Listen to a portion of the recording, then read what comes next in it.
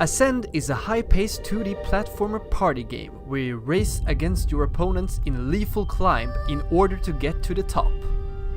At the moment we only have one power-up, which is shooting a bullet at the closest player. Since this is a work in progress, we will be adding more power-ups over time.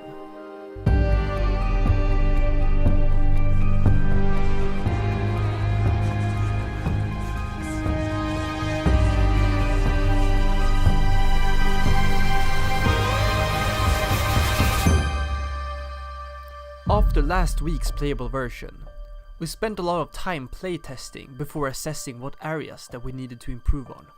We decided that the areas that needed to be improved was player movement, more power-ups, a better level, and a proper finish line.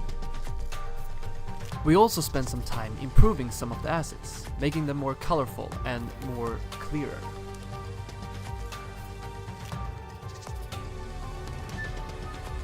The problem with the player movement was that the wall jump did not work properly.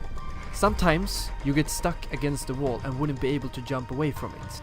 It was very important to fix this problem, since wall jumping is such an important part of the game. Now, the wall jump works every time, but it's not really a wall jump anymore. It's more like you slide up against a wall.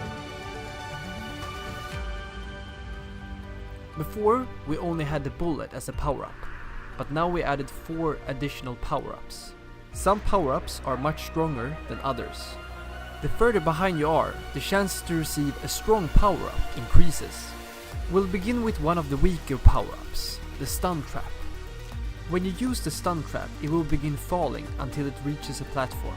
If an enemy player touches the stun trap, he or she will be stunned for 2 seconds, just like the bullet.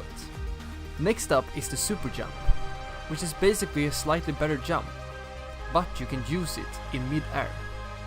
Then we have the lightning, which targets the top player and puts a small cloud above their head. After 2 seconds, a lightning will struck down on the clouded player, stunning them for 2 seconds. This attack cannot be avoided. Lastly, we got the hourglass. This power-up stops time for 3 seconds, which means the lava and the other players, as well as the camera, won't be moving during this time.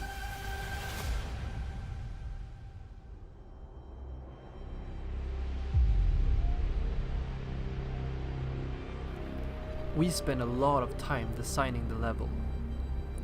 We wanted the level to feel as good as possible. We wanted to build a level that starts off slow but picks up in pace. But the main focus couldn't be just platforming. We needed to design the level to make room for sabotaging. We also wanted to add some variety to our level, so we decided we would split up the level in 4 sections. The static ones is the start and the end. But then we have the 2 middle parts, which we call section 1 and section 2.